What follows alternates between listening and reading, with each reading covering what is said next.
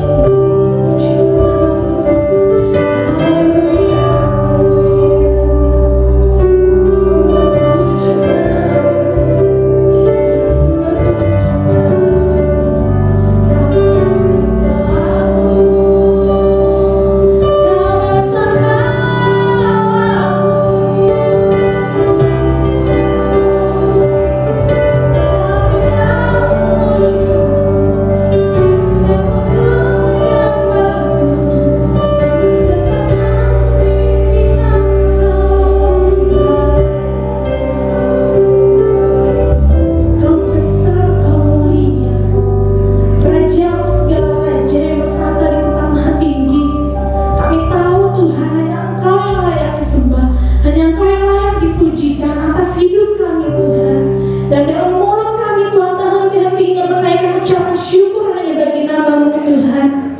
Sebab tidak ada pribadi yang lain, hanya Engkau Tuhan. Selain Engkau tidak ada yang lain Tuhan. Pagi hari ini Tuhan, tiba saatnya untuk kami dengar firman Tuhan. Biarlah Tuhan firman itu tidak berlalu begitu saja Tuhan, tapi benih yang disampaikan Tuhan, yang ditabur oleh hamba-Mu Tuhan, itu tertanam, tertabur di tanah yang subur, di tanah yang baik, yaitu dalam hati kami Tuhan. Kami bukan hanya memilih menjadi pendengar, tapi kami mengambil bagian untuk menjadi pelaku firman-Mu, sehingga benih firman itu yang tertanam bertumbuh dan menghasilkan buah yang banyak bagi kemuliaan nama Tuhan. Kami siapkan hidup kami, hati kami mau digarap Tuhan lewat firman-Mu Tuhan. Kami mau belajar, dididik, diajar Tuhan dengan firman-Mu Tuhan. Berbicaralah bagi setiap masing-masing kami Tuhan, sebab kami mendengar. Di dalam nama Tuhan Yesus kami berdoa dan kami bersyukur. Haleluya. Amin. Saya persilakan untuk duduk kembali Bapak Ibu Saudara sekalian. Shalom. Haleluya. Ada sukacita, amin. Dia bersukacita, berikan tepuk tangan yang paling meriah bagi Tuhan kita Yesus Kristus. Haleluya.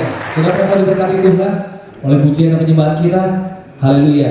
Saudara dikasih Tuhan, kita masih belajar tentang kreativitas, ya.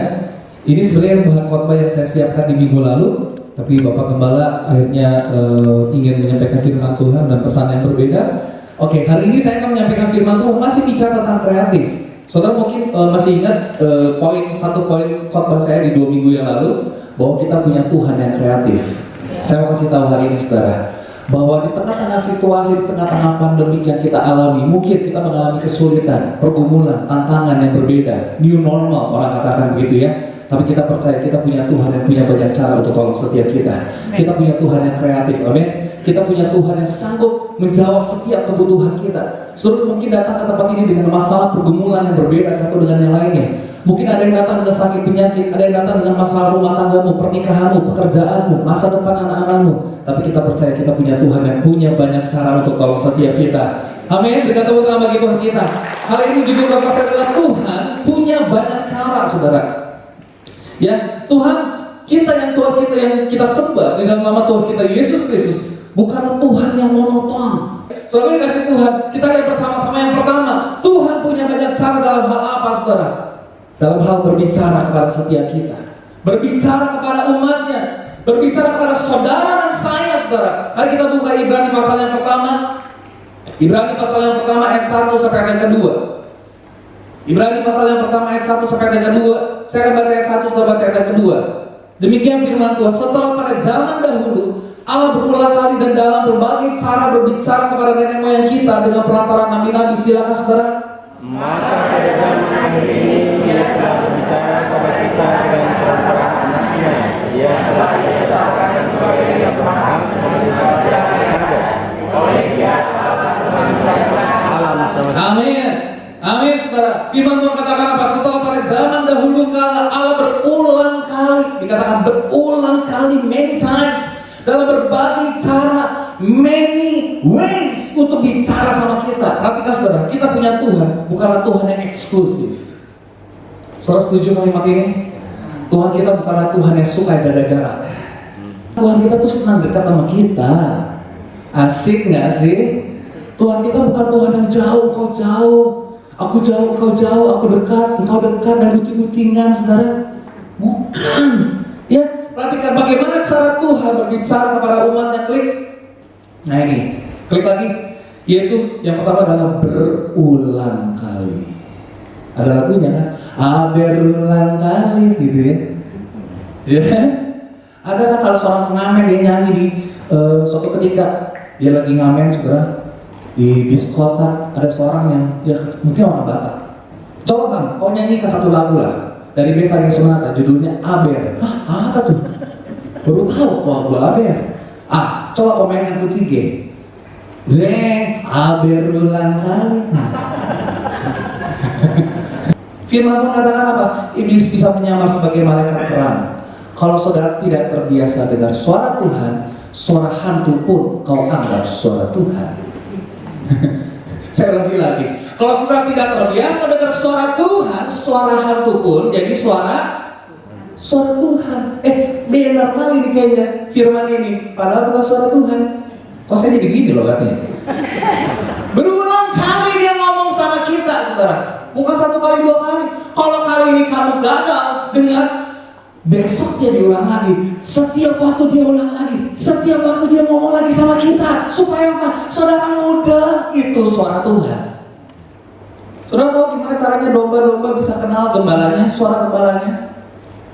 Itu perlu di training. Halo.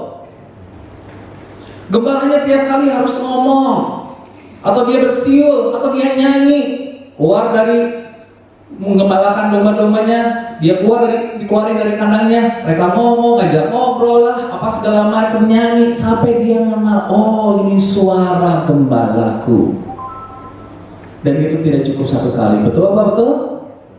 Ya, kalau saudara sering terbiasa telepon dengan seseorang, saudara bisa tahu, bisa kenal. Saya jarang telepon dengan cihu saya, mana cihu saya? Oh, di situ. Waktu itu saya telepon ke rumah papi mami. Halo, dengan Mi, yang ngangkat Cihu. Saya nggak tahu lagi di rumah papi mami saya. Siapa ya? Kok salah kayaknya. Ini kok dipikir-pikir kayak suaranya Om Bunsin, siapa ya? Apa yang juga Om Bunsin di rumah saya ya? Di rumah papi mami? Karena jarang dengar. Perhatikan baik-baik. Bapak Ibu saudara kasih Tuhan, kalau engkau jarang dengar suara Tuhan, suara hati pun kau anggap suara Tuhan. Kalau anak muda terbiasa kau dengar suara Tuhan, bagaimana caranya supaya saudara bisa punya kepekaan terhadap nada-nada yang dimainkan? Saya tadi lihat di atas, ada pemain NBC, saya kaget ya, ada Yason. Hampir salah saya tadi main chordnya ya. Gimana caranya supaya bisa peka dengar nada, saudara? Karena kebanyakan saya coba tes, saya pernah tes, White Alan Singer. Kamu bisa bedain nggak? Ini minor atau mayor? Apa ya? Mayor kali? Salah, ini minor. Ini minor apa mayor? Minor kali, salah, ini mayor. Ini mayor atau minor? Mayor kali, ini minor. Loh, masih salah, kenapa? Karena jarang dengar. Tadi kan baik-baik. Kalau engkau mau peka dengan suara Tuhan, engkau harus berulang kali dengar. Amin. Harus berulang kali belajar dengar suara Tuhan, amin. Supaya apa? Saudara peka. Ya, pemain musik itu peka banget. Apalagi kalau yang udah, levelnya tinggi banget. Ya, seorang nafas aja bisa tahu nadanya di mana. Apres nih kayaknya. Kok bisa tahu? Tahu lah. Saudara muak aja mungkin dia bisa tahu nadanya di mana. Saudara bersin aja, bapak kepala bersin aja bisa tahu. Wah, itu kuncinya best tuh. Bisa tahu. Tahu gue, bener nggak? Nanti cek ya, Yason nih. Karena apa? Berulang kali. Amin. Tuhan bicara sama kita apa? Aber. Apa itu aber? Aber ulang kali. Setuju dengan saya, amin? Supaya apa? Saudara mudah itu suara Tuhan.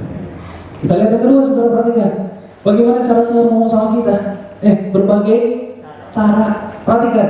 Dan dalam berbagai cara Tuhan ngomong sama kita, kepada nenek moyang kita, dengan perantara nabi-nabinya. Bahkan ayat yang kedua, maka pada zaman akhir Ia telah berbicara kepada kita dengan perantara anaknya. Ini puncaknya, saudara. Bayangin, nabi-nabinya kalau dengar gua turun sendiri, perhatikan loh, perhatikan baik-baik. Nggak mau dengar suara Tuhan melalui nabi-nabinya, firman Tuhan katakan apa? Ini, karena begitu besar kasih Allah, Dia mengaruniakan anaknya yang tunggal. Allah tinggalkan tahtanya untuk apa? Bisa ngomong sama saudara. Hebat nggak Tuhan kita? Berikan tepuk tangan bagi Tuhan kita. Kurang hebat apa Tuhan kita? Halo, kurang hebat apa Tuhan kita? Kalau engkau mau dengar nabi-nabimu, aku kirimkan anaknya. Siapa? Yesus. Dia datang sendiri, dia tinggalkan surga, dia tinggalkan tahtanya. Supaya apa? Umat Tuhan, umat Israel pada waktu itu bisa dengar, ini loh suara Tuhan. Makanya 3 kali dikonfirmasi, inilah anakku yang kukasih, kepadanya aku berkenan. Berapa kali itu? 3 kali kalau nggak salah. 3 kali, biar ulang kali juga. Betul betul. Ya, sesuatu yang diulang-ulang itu artinya penting, sama-sama katakan penting. Amin. Ya, seperti dalam firman Tuhan, jangan takut. Itu kurang lebih 365 kali. Banyak nggak? Halo? Biar ulang kali juga kan? Supaya apa? Supaya kita nangkep bahwa jangan takut. Udah 365 kali ditulis dalam Alkitab, masih takut nggak? Halo? Masih bisa takut? Masih bisa takut? Masih, padahal sudah 365 kali tulis jangan takut. Artinya apa? Tuhan tiap hari ngomong sama kita, jangan takut, aku ada untukmu. Amin. Ya, perhatikan saudara. Ya, klik lagi saudara. Nah, di dalam Bilangan pasal 12, ini ceritanya waktu itu Miriam, ya, brother and sister ini ngocehin Musa. Emang dia doang yang bisa dipakai? Nah, macam mana pula? Aku juga bisa lah. Ya, Bilangan pasal 12 ayat 6 sampai 8 dikatakan gini, lalu berfirmanlah ia, dengarlah firmanku ini, jika di antara kamu ada seorang nabi, maka aku Tuhan menyatakan diriku kepadanya dalam penglihatan. Aku berbicara dengan dia dalam mimpi, bukan demikian hambaku Musa, seorang yang setia, perhatikan, dalam segenap rumahku. Berhadap-hadapan aku berbicara dengan dia, apa dikatakan? Dikatakan apa? Ada semoga Philip ada di situ. Apa itu? Terus terang, bukan dengan teka-teki, dan ia memandang apa? Rupa Tuhan. Mengapakah kamu tidak takut mengatai hambaku Musa? Ayo, siapa yang suka mengatai hamba Tuhan? Coba katakan. Pak Willy waktu itu khotbah tentang kusta ya. Gara-gara mengatai Musa nih, Miriam harus apa? Kena sakit kusta. Bayangin loh, perjalanan orang Israel terhenti sejenak gara-gara Miriam. Kenapa? Ngatain Musa. Perhatikan baik-baik saudara. Kalau di dalam gereja banyak orang yang suka ngata-ngatain, suka bikin fitnah, suka bikin ini, gereja susah maju. Perhatikan, orang Israel nggak bergerak, mereka nggak maju karena apa? Miriam kena kusta. Firman Tuhan katakan apa? Tunggu dulu, biarin aja.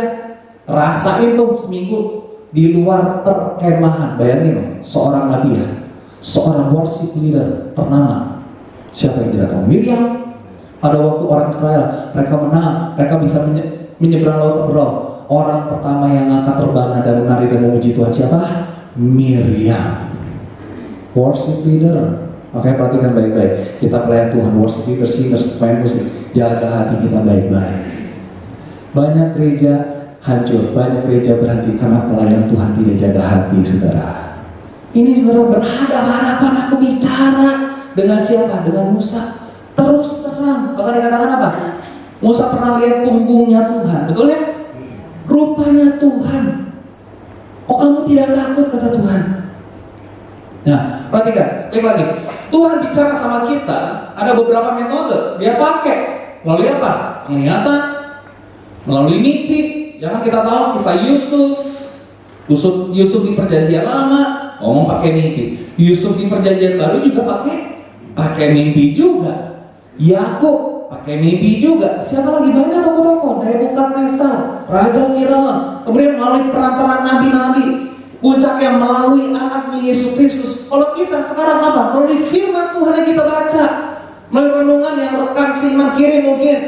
Kita merenungkan firman Tuhan. Tuhan ngomong sama kita. Kita lagi khawatir, tiba-tiba muncul ayat. Ada yang kirim ayat, jangan khawatir, wah ini Tuhan ngomong sama saya. Kita lagi benci sama orang, muncul ayat, jangan kepahitan, wah ini ngomong sama saya. Makanya ketika Tuhan ngomong sama saudara, ketika Tuhan ngomong sama saya, jangan bilang ini firman bukan untuk saya. Apalagi yang suami istri berkata, firman untuk kau. Jangan saudara, ketika firman datang kepada kita itu bilang, itu firman buat saya. Yang ketiga katakan apa ya? Ketika kau berkata setiap kali firman datang dalam hidupmu, itu firman buat saya. Firman Tuhan katakan apa? Jika kau mendengarkan firman Tuhan hari ini, jangan keraskan hatimu. Kamu harus berubah. Makanya berulang kali Tuhan ngomong apa? Siapa bertelinga, hendaklah ia mendengar. Berapa kali Tuhan ngomong? Coba nanti ya cek riset ya. Siapa bertelinga, hendaklah ia mendengar. Berapa kali ditulis di dalam Alkitab? Berulang kali juga sudah. Biar juga itu. Supaya apa? Supaya mudah. Karena banyak orang punya telinga tapi tidak mau mendengar. Betul nggak? Ya, melalui firman Tuhan, melalui renungan, melalui kesaksian hidup. Orang lagi cerita tentang kesaksian, wah Tuhan baik, Tuhan dahsyat, saya disembuhkan dan lain sebagainya. Tuhan ngomong juga sama saya. Saya mau kesaksian nanti di bagian poin yang kedua tentang kebaikan Tuhan. Ya, melalui kesaksian hidup kita, melalui pergumulan yang sedang kita hadapi. Perhatikan Roma pasal yang ke-15. Ayat yang keempat begini saudara. Sama-sama kita baca ya, 2, 3. Sebab segala sesuatu yang ditulis dahulu telah ditulis untuk menjadi apa? Pelajaran bagi kita, supaya kita apa? teguh berpegang pada pengharapan oleh ketekunan dan penghiburan dari kitab suci. Firman Tuhan ini ditulis, sama-sama katakan ditulis. Saudara tahu ditulis ketika saya dulu belajar sekolah teologi ya, perjanjian lama. Teman-teman yang sekolah teologi pernah mungkin ya, setiap kali, saya baru tahu, setiap kali tulis kata Yahweh, YHWH, itu penanya dipatahin, ganti pena baru. Bayangin loh, setiap kali kata YHWH, kalau di dalam kitab saudara, kata Tuhan guru besar semua. Mau cari PR? Berapa banyak tuh ya? Berarti kan, setiap kali kata YHWH ditulis, itu dipatahkan, ganti pena yang baru untuk menulis kata yang lain. Jadi pena yang sudah dipakai untuk menulis kata YHWH atau Yahweh itu nggak boleh dipakai untuk kata yang lain. Sudah perhatikan? Ditulis, ini yang kita dapat salinan, ditulis supaya apa? Jadi pelajaran. Perhatikan, kita tuh murid, betul? Amin, saudara? Ya, kita tuh murid. Artinya apa? Siap belajar. Perhatikan, ditulis supaya apa? Menjadi pelajaran bagi kita, supaya apa? Kita teguh berpegang pada pengharapan. Ketika kau kehilangan pengharapan, kau baca firman Tuhan, pengharapanmu bisa dibangkitkan kembali. Yes, amin saudara. Kenapa? Karena memang ditulis untuk seperti itu, supaya saudara punya pengharapan oleh ketekunan. Saudara lagi ngalamin kesusahan, saudara renungkan firman Tuhan, saudara baca firman Tuhan, keluar penghiburan itu dari Roh Kudus. Amin. Karena itu memang ditulis tujuannya seperti itu, saudara. Makanya berulang kali dengan beragam cara dia ngomong sama kita. Coba lihat satu ayat yang lain. 2 Timotius pasal yang 3. Ayat 16 sampai ayat 17. Sama-sama kita baca lagi, 2, 3. Segala tulisan yang diilhamkan Allah memang bermanfaat untuk apa? Mengajar, untuk menyatakan kesalahan, untuk memperbaiki kelakuan, dan untuk mendidik orang dalam kebenaran. Dengan demikian, tiap-tiap manusia kepunyaan Allah diperlengkapi untuk setiap perbuatan baik. Perhatikan saudara, firman Tuhan ditulis untuk apa? Mengajar kita, mendidik kita, menyatakan kesalahan, memperbaiki kelakuan. Tuhan ngomong berulang kali supaya apa? Hei, kamu punya kelakuan kerajaan Allah. Hei, supaya kamu punya karakter Kristus. Tuhan ngomong berulang kali sama kita. Amin? Ya, selalu perhatikan baik-baik. Ada satu periode, ya, di dalam sejarah, periodenya disebut intertestamental. Saya tidak tulis di situ. Periode di mana Tuhan tidak bicara kepada manusia. Perhatikan, berapa lama Tuhan nggak ngomong? Menurut sejarah, 400 tahun Tuhan tidak bicara. Tidak ada wahyu yang baru. Kalau saudara masih bawa Alkitab dalam bentuk buku, dalam perjanjian lama, dari kitab Maleakhi mau ke Matius biasanya ada kertas putih selembar, tuh nggak ada tulisan apapun. Itu artinya ini zaman intertestamental. Dosa saya bilang ini 400 tahun loh selembar ini. Oh gitu.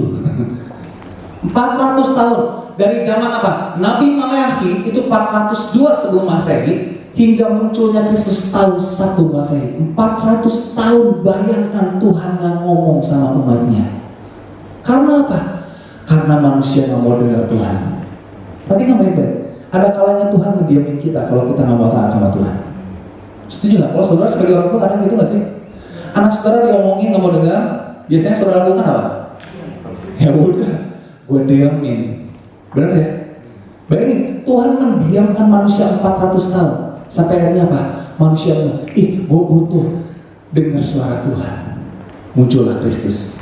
Luar biasa nggak Tuhan kita? Ada zaman, ada periode di mana Tuhan nggak bicara sama manusia, saudara. Disebut silent years, tahun sunyi, di mana Tuhan nggak memunculkan wahyu yang baru kepada umatnya. Karena apa? Karena manusia nggak mau dengar. Oleh karena itu, selama kita masih bisa dengar suara Tuhan, come on, kita tangkap, kita respon dengan suara Tuhan. Yang ketiga, saudara, di bagian poin ini, ya, ketika Tuhan bicara berulang kali dengan berbagai macam cara, pasti ada tujuan, betul nggak? Tujuannya apa? Di awal tadi saya katakan karena Tuhan ingin dekat sama kita. Gimana tadi? Tuhan ingin dekat sama kita, ya. Tuhan ingin mengenal dan dikenal oleh saudara dan saya. Makanya dia ngomong berulang kali beragam cara. Saudara perhatikan, cara Tuhan panggil Musa itu berbeda dengan cara Tuhan panggil Petrus. Cara Tuhan panggil Musa itu beda dengan cara Tuhan panggil Paulus. Caranya beda. Ada kalanya Tuhan harus ini orang harus saking keras. Saya perhatikan, Saulus itu orang yang keras, nggak bisa ngomongnya dengan lembut-lembut, nggak bisa. Ya, dikasih hal yang spektakuler, kaget. Oh, Tuhan ngomong sama saya. Ada kalanya mungkin Tuhan ngomong keras sama kita. Karena apa? Kita karakternya keras. Kita agak dipus sedikit lah, supaya kita mudah. Oh, ini Tuhan lagi bicara sama saya. Karena apa? Tuhan ingin menyatakan rencananya dalam kehidupan umatnya. Ini tujuan Tuhan ngomong sama kita. Yesaya pasal 55 ayat 6 dikatakan, carilah Tuhan selama ia berkenan ditemui. Klik. Ada ya? Berserulah kepadanya selama dia dekat. Amin. Carilah Tuhan selama ia berkenan ditemui. Berserulah kepadanya selama ia dekat. Perhatikan baik-baik. Tuhan kita adalah Tuhan yang bukan jaga jarak. Di tengah-tengah pandemi banyak orang jaga jarak, tapi Tuhan kita tetap pengen dekat sama kita. Amin. Dan saya kira percaya di tengah-tengah pandemi ini Tuhan lebih banyak lagi bicara sama kita. Yes. Haleluya. Kita lihat yang kedua, saudara. Tuhan punya banyak cara untuk apa? Menyatakan mujizatnya. Amin. Kita lihat Yohanes pasal 21 ayat yang ke-25. Sama-sama kita baca lagi. 2, 3. Masih banyak hal-hal lain lagi yang diperbuat oleh Yesus. Tetapi jikalau semuanya itu harus dituliskan satu persatu, maka agaknya dunia ini tidak dapat memuat semua kitab yang harus ditulis itu. Perhatikan, saking banyaknya perbuatan Tuhan, saking terlalu banyaknya mujizat yang Tuhan kerjakan. Yohanes sampai bilang apa? Nampaknya kalau ditulis satu persatu nggak ada satupun buku yang bisa memuat. Berapa banyak buku? Perhatikan. Satu mujizat yang ditulis adalah ketika murid-muridnya kembali lagi ke pekerjaan lama, yaitu menjalaikan. Di situ Tuhan bikin mujizat lagi. Firman Tuhan katakan apa? Berulang-ulang, menampakkan diri. Nah, saya kan beberapa contoh bagaimana Tuhan menyembuhkan orang-orang yang sakit. Ada sebuah contoh di dalam Yohanes pasal 9, klik. Itu cerita tentang Yesus menyembuhkan seorang yang buta sejak lahir. Ya, caranya meludah ke tanah. Kisah pernah dengar kisah ini ya? Saya akan bacakan saja. Waktu Yesus sedang lewat, ia melihat seorang yang buta sejak lahirnya. Perhatikan, buta sejak lahir. Berarti dari lahir belum pernah melihat.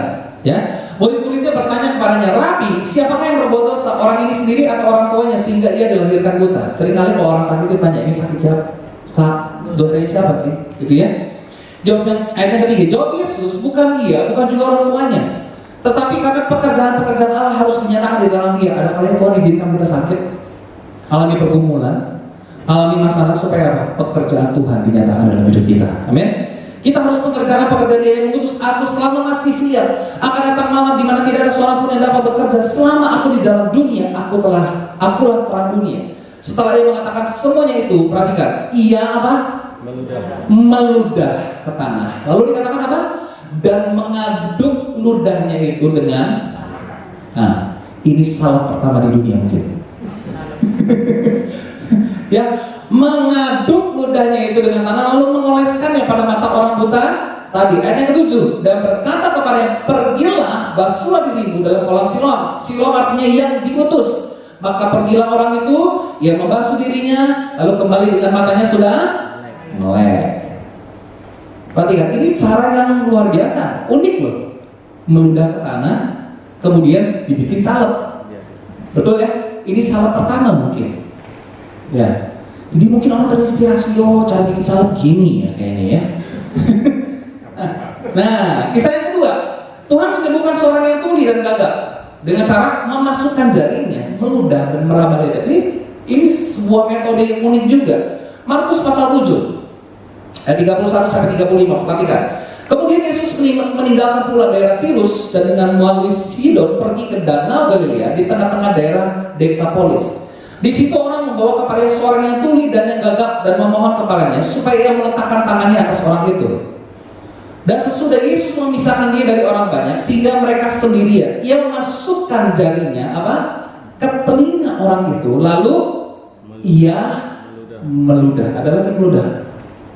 Klik di atas. Nah, ya, lalu ia meludah dan meraba lidah orang itu. Kemudian sambil menengadah ke langit, Yesus menarik nafas dan berkata kepadanya, Efata, artinya terbukalah. Maka terbukalah telinga orang itu dan seketika itu terlepas pula lah pengikat lidahnya. Lalu ia berkata-kata dengan baik. Luar biasa ya.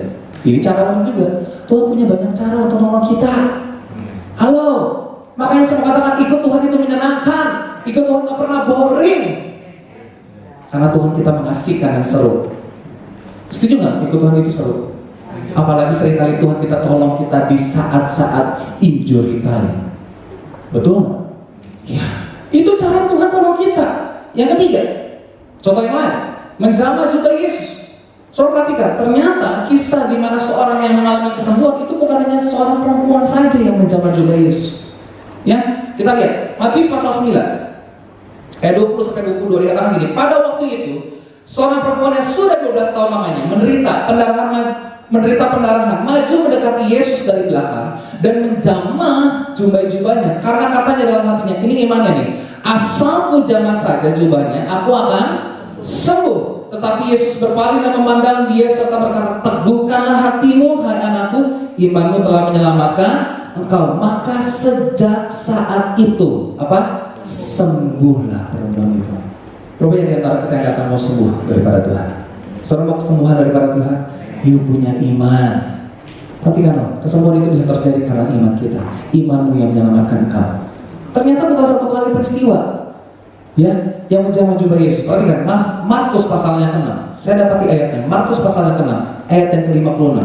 Sama-sama kita baca yuk ayat ini. 2, 3. Kemanapun ia pergi, ke desa-desa, ke kota-kota, atau ke kampung-kampung, orang meletakkan orang-orang sakit di pasar dan memohon kepadanya apa?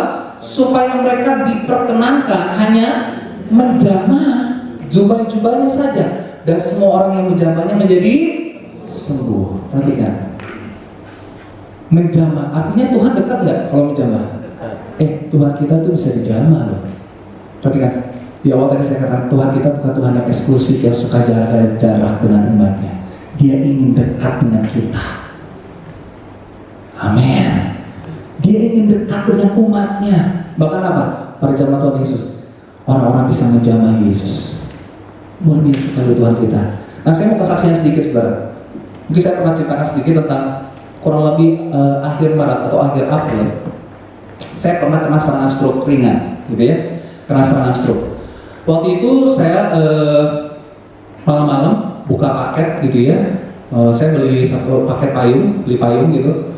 Beli payung, kemudian saya lagi habis buka paket dari posisi jongkok, kemudian saya berdiri. Tiba-tiba kaki saya lemas banget. Aduh, lemas banget. Sampai nggak mau berdiri gitu. Lemas banget. Kaki yang kanan, kalau saya yang kanan. Lemas banget, kemudian tiba-tiba tangan saya kesemutan. Saya jadi ingat waktu itu Om Riki pernah kayak gitu juga ya, ngalamin seperti itu. Saya bilang, aduh Tuhan tolong. Akhirnya saya berusaha untuk bisa ke mobil, untuk naruh payung itu, dengan langkah yang sangat berat. Saya jalan sudah diseret, saudara. Kaki saya sudah diseret, wah kayaknya berat banget. Sampai akhirnya saya masuk ke kamar depan, istri dan anak saya lagi di kamar depan. Istri saya lihat gini, kamu tuh jangan bercanda dong, jalannya biasa. Gak bisa jalan, saya bilang. Dia langsung terkejut karena muka saya udah pucat banget. Dia lihat muka saya udah putih katanya. Kemudian saya rebahan sejenak. Saya minta istri saya untuk tusukin jarum di seluruh jari saya supaya keluar darah. Saya ingat banget katanya kalau ada serangan seperti itu sampai keluar darah. Sampai akhirnya saya istirahat sebentar, papi mami dipanggil. Singkat cerita, ketika saya ke dokter, ya waktu itu saya nggak ke rumah sakit, saya ke dokter.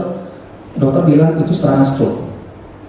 Saya mau katakan gini, Tuhan tuh begitu luar biasa, Tuhan begitu baik. Ya, ternyata saya bukan yang serangan stroke saja, tapi saya memang punya aritmia. Aritmia itu gangguan ritme jantung.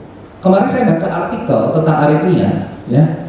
Saya ngomong ini bukan nakut-nakutin saudara, tapi saya mau ceritakan bagaimana Tuhan itu melakukan mujizat dalam hidup saya. Nah, pada waktu saya baca artikel itu, orang yang sakit aritmia, orang yang sehat sekalipun bisa tiba-tiba mati. Saudara tahu asraf? Kemungkinan besar itu bukan serangan jantung yang karena pembengkakan, karena kelenjar jantungnya bocor, bukan. Karena penyumbatan pembuluh darah ke jantung. Kemungkinan besar karena aritmia. Aritmia itu ritme jantung yang tidak beraturan, kelistrikan di dalam tubuhnya yang mengalami masalah. Sehingga apa? Seringkali kalau saudara naik mobil nih, mau starter mobil, akinya soak nih, nggak jalan tuh. Nah seperti itu, tiba-tiba berhenti aja. Berarti kan? Aritmia seperti itu. dalam kondisi sesehat apapun saudara bisa kolaps. Saya baca artikel itu, Tuhan, saya masih terlalu muda untuk mati. Saya bukan takut mati ya, cuma saya pikir gini, anak saya masih terlalu kecil. Ya kemarin beberapa minggu lalu saya ketemu dengan teman saya, satu angkatan dengan saya, satu SMA gitu ya, satu angkatan sama saya. Saya tanya, anak kamu anak pertama umur berapa sih? Anak gue yang pertama sudah SMA kelas 2. Apa? Kebayangkan ya, seumuran bapaknya sama saya gitu ya. Teman saya itu seumuran sama saya, tapi anak pertamanya sudah SMA kelas 2. Anak saya baru umur 2, saudara ya. Saya bilang, waduh, anak saya masih terlalu kecil. Saya bilang, istri saya bilang ini, lu jangan mati muda lah, gila, aku masih jadi janda. Saya ngomong ini bukan sama teman-teman, tapi ketika saya merenungkan kebaikan Tuhan, saya boleh ada di titik ini semua karena kebaikan Tuhan. Men, karena mujizat Tuhan.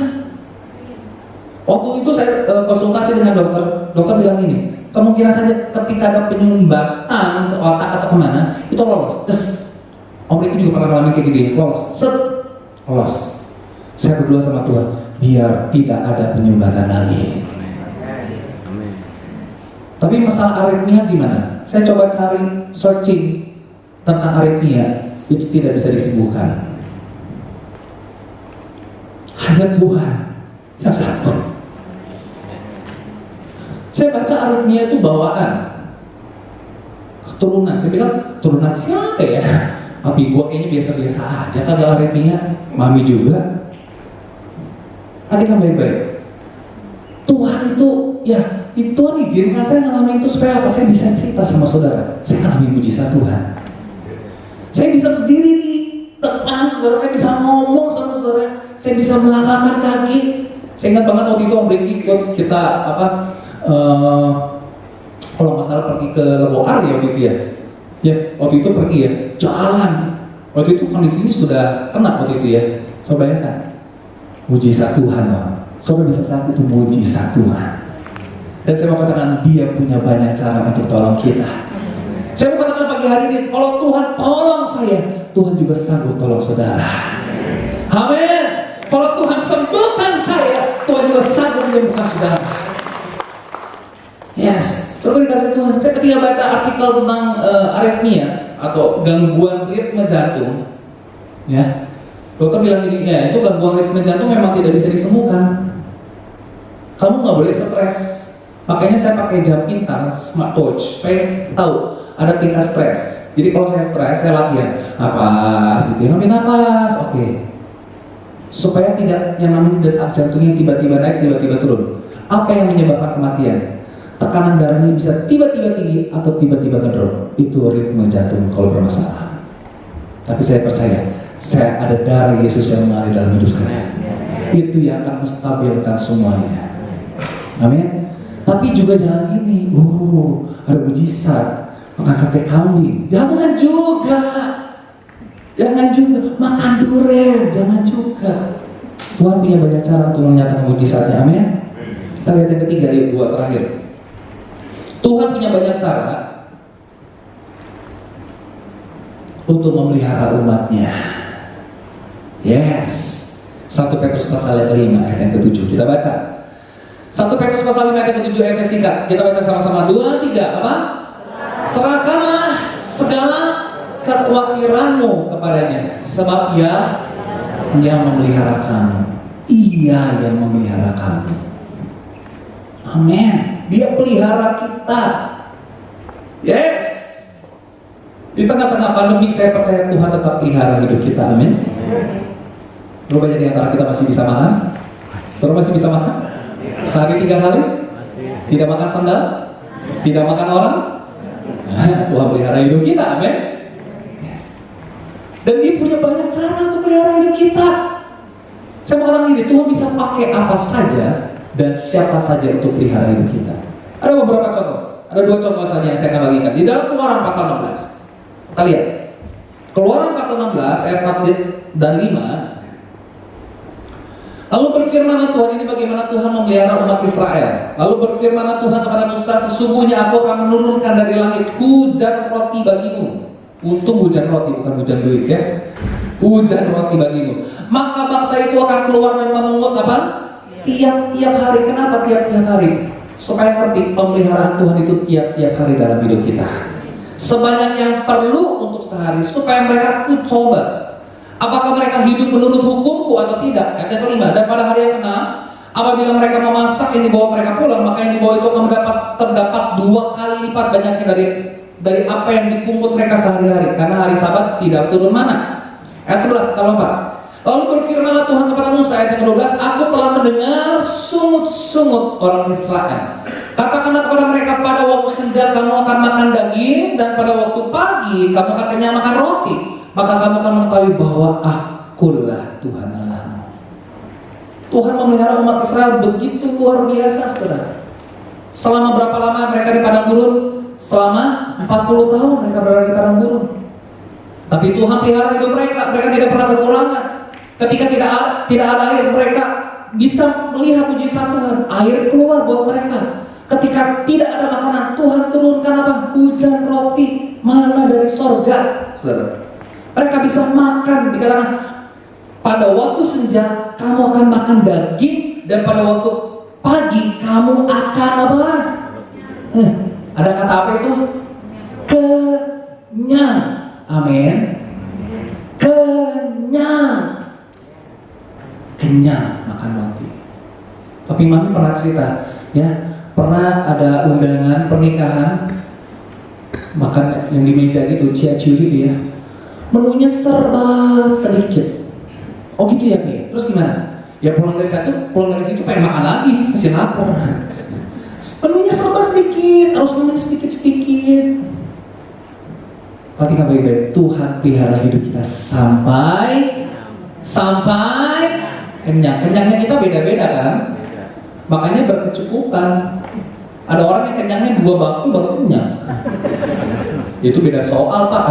Kalau 2 bakul, ya kenyang. Ini perintah loh. Ini luar biasa. Tuhan menyatakan mujizatnya, pemeliharaannya. Ulangan pasal 20 ayat yang kelima. Perhatikan. Sama-sama kita baca yuk ayat ini. 2, 3. 40 tahun lamanya aku memimpin kamu berjalan melalui padang gurun. Pakaianmu tidak menjadi rusak di tubuhmu, dan kasutmu tidak menjadi rusak di kakimu. Merek apa coba? Baju merek apa 40 tahun dipakai nggak pernah rusak? Saudara pernah ketemu? Tidak. Kami pergi ke Israel 11 hari, saya pakai sepatu Converse ori ya, sorry nggak beli yang palsu. Kan katanya nggak boleh beli yang palsu, masa pendeta beli yang palsu? Beli ori, belum 11 hari jebol. Coba jalan di padang gurun jebol. Ini kasut yang dipakai orang Israel tidak jebol. Baju yang mereka pakai tidak ada yang rusak. Padahal suhunya ekstrim tuh. Kalau siang panas, kalau malam dingin. Makanya ada tiap awan, ada tiap api. Luar biasa, pakaian tidak menjadi rusak. Di padang gurun gak ada factory outlet. Mau cari baju di mana? Tidak ada butik, tidak ada galeri. Tuhan bilang apa? Gak perlu outlet. Nah, kalau saudara pergi ke Israel, saudara akan bertanya-tanya, di Yerusalem mall di mana ya? Ternyata apa? Tour guide-nya bilang, kami orang Israel tidak butuh mall. Oh gitu ya, hanya Indonesia begitu banyak mall. Kami di Israel tidak butuh mall. Ternyata nggak ada mall di Israel. Kita nggak ke Tel Aviv ya, nggak tahu di Tel Aviv ada mall apa enggak. Coba bayangkan, selama 40 tahun tidak rusak. Itu cara Tuhan pelihara luar biasa. Luar biasa. Luar biasa, saudara. Kita lihat contoh yang lain. Ya, cara Tuhan pelihara Nabi Elia. Ini Gojek pertama di dunia. 1 Raja-Raja 17 ayat 1 sampai ayat 6. Perhatikan baik-baik. Lalu berkatalah Elia orang Tisbe dari Tisbe Gilead kepada Ahab, demi Tuhan yang hidup Allah Israel yang kulayani, sesungguhnya tidak akan ada embun atau hujan pada tahun-tahun ini kecuali kalau kukatakan terjadi kekeringan. Orang Israel mereka menyembah Baal, ya. Kemudian datanglah firman Tuhan kepadanya, pergilah dari sini, berjalanlah ke timur dan bersembunyilah di tepi sungai Kerit di sebelah timur sungai Yordan. Engkau dapat minum dari sungai itu dan apa? Burung-burung gagak. Ini gojek pertama, saudara. Telah kuperintahkan untuk memberi makan engkau di sana. Lalu ia pergi dan dia melakukan seperti firman Tuhan. Ia pergi dan diam di tepi sungai Kerit di sebelah timur sungai Yordan. Pada waktu pagi dan petang burung-burung gagak membawa roti dan daging kepadanya dan ia minum dari sungai itu. Perhatikan, yang dibawa itu roti dan daging. Padahal gagak suka apa? Daging. Ini ngeceh banget ya Tuhan ya. Kenapa suruhnya burung gagak ya? Padahal burung gagak itu suka daging ya. Ketika dibawa ini buat Eli, aku pengen juga nih kayaknya. Aduh, cheeseburger enak banget ini. Ya, daging steak ini enak banget ini. Perhatikan baik-baik. Tuhan bisa pakai apa saja dan siapa saja untuk pelihara hidup kita. Tuhan punya banyak cara untuk tolong kita, amin. Untuk memelihara hidup kita. Yes, Tuhan kirimkan apa? Burung gagak. Ketika saya baca ini, wow, Tuhan dahsyat. Kerit itu artinya persimpangan. Pernahkah kau hidup di tengah-tengah persimpangan? Paling gak enak ya hidup di persimpangan ya. Mungkin anak-anak yang SMA kelas 3 yang udah mau lulus atau yang sedang lulus, sudah lulus, persimpangan mereka mau kuliah, mau kerja. Mau kuliah online, mau kerja di luar kota, online juga, mau ngapain nih? Mungkin kau sedang berada di persimpangan, Kerit. Tapi Tuhan sanggup pelihara hidupmu. Perhatikan, Tuhan punya banyak cara untuk tolong kita. Yang terakhir, saya minta pemain musik untuk tampil ke depan. Yang keempat, saudara, Tuhan punya banyak cara untuk memakai dan memulihkan umatnya. Yesaya pasal 42 ayat ketiga dikatakan begini, buluh yang patah terpulai tidak akan diputuskannya, dan sumbu yang pudar nyalanya tidak akan dipadamkannya, tetapi dengan setia ia akan menyatakan hukum. Buluh adalah seperti tanaman, ya, tanaman air yang modelnya seperti itu tuh, water plant, tanaman air, ya, yang mudah patah, saudara, memang mudah patah. Seperti model rumput-rumputan begitu ya, bulu ya. Perhatikan, bulu yang patah terpulai tidak akan diputuskannya, dan sumbu yang pudar, mungkin kalau saudara mati lampu di rumah, lilin saudara hampir mau pudar tuh, redup sinarnya, ya. Firman Tuhan katakan apa?